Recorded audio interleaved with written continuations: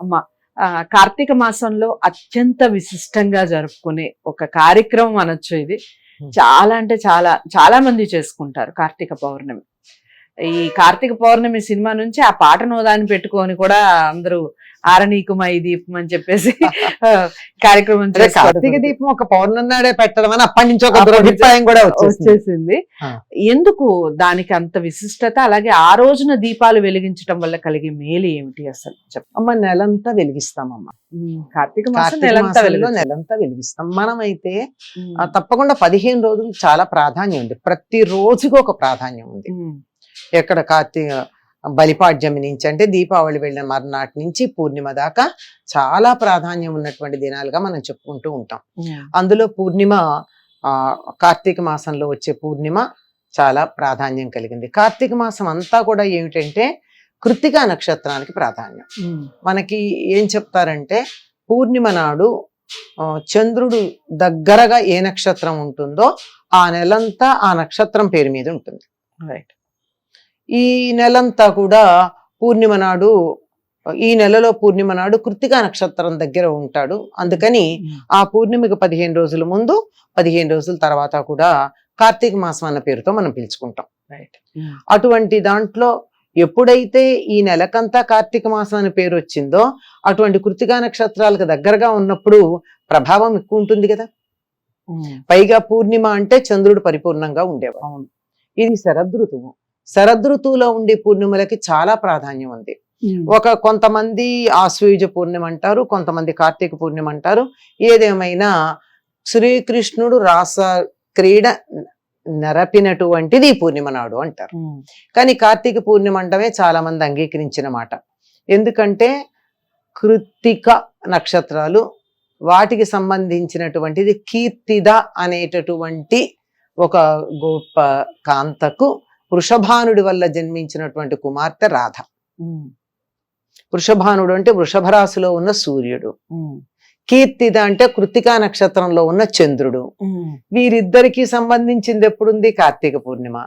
ఆనాడు రాధాదేవి యొక్క ఆవిర్భావంగా కూడా చెప్తారు. కానీ నిజానికి రాధ కృష్ణాష్టమి తర్వాత ఒక 15 రోజులకి తర్వాత వచ్చే బహుళాష్టమి నాడు ఆవిడ జన్మించటం జరిగింది. కనుక ఆవిడ అట్లా జన్మించిన ప్రాధాన్యం ఉన్నటువంటిది మాత్రం కృత్తికా నక్షత్రం చంద్రుడు దగ్గరగా ఉన్నప్పుడు, సూర్యుడు వృషభ రాశిలో ఉన్నప్పుడు, ఈ రెండింటికి సంబంధించినప్పుడే రాసక్రీడ జరగడం, రాధకి ప్రాధాన్యం ఉండడం, ఇవన్నీ మనకి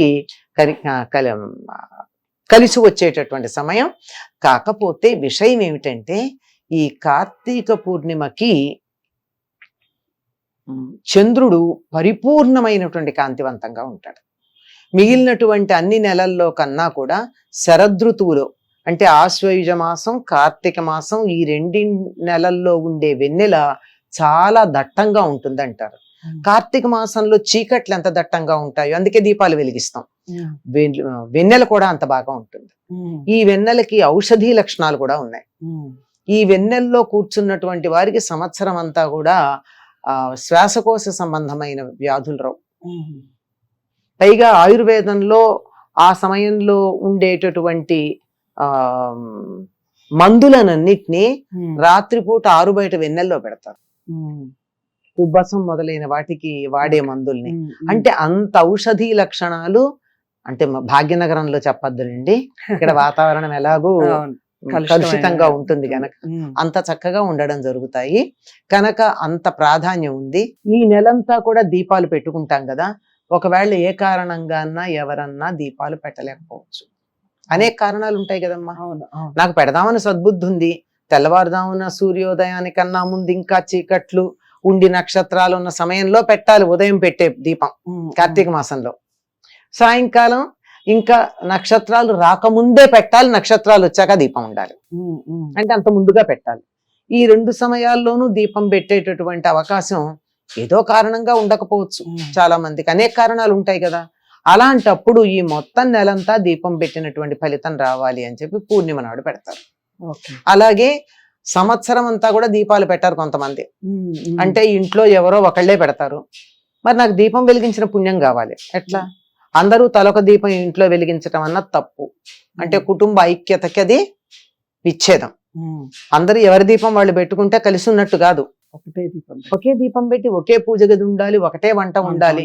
కావాలంటే మీరు స్తోత్రాలు చదువుకోవచ్చు, పారాయణాలు చేసుకోవచ్చు, జపాలు చేసుకోవచ్చు, అంతకుముందు వెలిగించున్న దీపంలో ఒక చుక్క నూనె వేసుకోవచ్చు. కానీ మళ్ళీ నేను విడిగా దీపం పెడతానని అనకూడదు. అది ఒక ఇంటి పద్ధతి. ఇంట్లో అందరూ ఐకమత్యంగా ఉన్నారు అనడానికి సంకేతం అది. మరి అట్లాంటప్పుడు నాకు కూడా దీపం వెలిగించిన పుణ్యం రావాలని నాకు అనిపిస్తుంది కదమ్మా. అందుకని 365 ఒత్తులు వేసి పెడతారు. పెడితే ప్రతిరోజు దీపం పెట్టినటువంటి ఫలితం వస్తుంది అని. ఈ మధ్య ఇంకా మనకి ప్రతిదానికి కూడా అతి ఎక్కువైపోయింది కదమ్మా. మా 365 ఏంటమ్మా, రోజుకి ఒక ఒత్తి వేయం కదా, 2 ఒత్తులు వేస్తాం కదా, అందువల్ల 700. ఇలా ఇంకా దాని పిచ్చికి పరాకాష్ఠలు ఇంత అంత. కొన్ని 2 పూట్ల వెలిగించాలంటే ఇప్పుడు దానికి కూడా డబుల్ చేయండి. పొద్దున ఇంకా అది రాలా ఇప్పుడు ఇది వింటే ఎవరన్నా అది కూడా చేస్తారేమో తెలియదు. అట్లా ఏదైనా సరే అత్యధికంగా ఉండేటటువంటి ఒత్తులు వేసి తులసి దగ్గర కనుక పెట్టినట్టయితే ఇన్నాళ్ళు పెట్టడం. అంతేకాకుండానమ్మా నిత్యం పూజ చేసే వాళ్ళు కూడా కొన్ని సందర్భాల్లో దీపాలు పెట్టే అవకాశం ఉండదు. ఉదాహరణకి పెళ్లికి వెళ్ళాం, 2 రోజులో 3 రోజులో ఉన్నాం అక్కడ. అవును, పూర్వకాలం అయితే ఎవరో ఒకళ్ళని మా ఇంట్లో దీపం పెట్టి దేవుడికి నైవేద్యం పెట్టండి అని చెప్పేవాళ్ళు, పక్కింటి వాళ్ళు చేసేవాళ్ళు. మరి ఇప్పుడు ఎవరు చేస్తారు? ధనవంతులకేమో పురోహితులు వచ్చేసి వెళ్ళేవాళ్ళు, మామూలు మనలాంటి వాళ్ళకేమో పక్కింటి వాళ్ళు చేసేవాళ్ళు. మరి ఇప్పుడు అది చేసే వీలు లేదు. ఇంకేదో ఇబ్బంది వచ్చింది, పురుడు వచ్చింది, మైలు వచ్చింది, కొన్నాళ్ళు పెట్టరు. మరి వాటన్నిటికీ ఏమిటి లెక్క అంటే ఎక్కడ ఎప్పుడు ఏ తేడా వచ్చినా సరిపోతుందని అందరూ కూడా కార్తీక పూర్ణిమ నాడు దీపాలు వెలిగిస్తారమ్మా. ఎవరైతే ద్వాదశి నాడు తులసి కళ్యాణం చేయలేరో, అంటే క్షీరాబ్ది ద్వాదశి అంట, ఆ రోజు తులసి కళ్యాణం కొంతమంది చేస్తారు, కొంతమంది కార్తీక పూర్ణిమ నాడు తులసి కళ్యాణం చేస్తారు. అలా అన్నమాట. దానికి ఇంత చాలా ప్రాధాన్యం ఉన్నటువంటి రోజమ్మా. ఈ రోజు ఏది చేసినా చాలా మంచి ఫలితం ఉంటుందంట. చాలా చక్కగా వివరించారు. కార్తీక పౌర్ణమి విశిష్టత ఏమిటో తెలుసుకున్నాం కదా. అందరూ చాలా చక్కగా ఆనందంగా జరుపుకోండి. ఇది కూడా ఒక మంచి ఉత్సవంలా అమ్మ చెప్పినట్టుగా ఈ మధ్య పిచ్చి పరాకాష్ఠకి చేరినట్టుగా కౌముది ఉత్సవం అని కూడా అంటారమ్మా. కౌముది ఉత్సవం. రాత్రంతా మేలుకుని వీలైతే కార్తీక పూర్ణిమ నాడు వీలైనటువంటి వాళ్ళు ఆరుబయట చక్కగా వెన్నెల్లో వీలైనంత సేపు తక్కువ బట్టలతో కూర్చుంటే మంచిది. అంటే శరీరం ఎంత ఎక్స్పోజ్ అయితే అంత మంచిది. దుప్పట్లు కప్పుకోకుండా. ఓకే, కార్తీక పౌర్ణమి ఎంతటి విశిష్టత దాగి ఉందో కార్తీక పౌర్ణమి వెనకాల తెలుసుకుందాం. వీడియోని లైక్ చేసి షేర్ చేయండి, ఛానల్ని సబ్స్క్రైబ్ చేసుకోండి. ఈ కార్తీక మాసంలో సోమవారాలు కానివ్వండి, కార్తీక మాసం మొత్తం కూడా ఉపవాసం చేసేవాళ్ళు ఉంటారు. కారణం ఏమిటి, ఆ ఉపవాసం వెనకాల దాగి ఉన్న రహస్యం ఏమిటి, అసలు ఉపవాసం ఎప్పటి నుంచి ఎప్పటి వరకు చేయాలి, రోజు చేస్తే మంచిదా, ఈ విషయాలని నెక్స్ట్ వీడియోలో తెలుసుకుందాం. నమస్తే.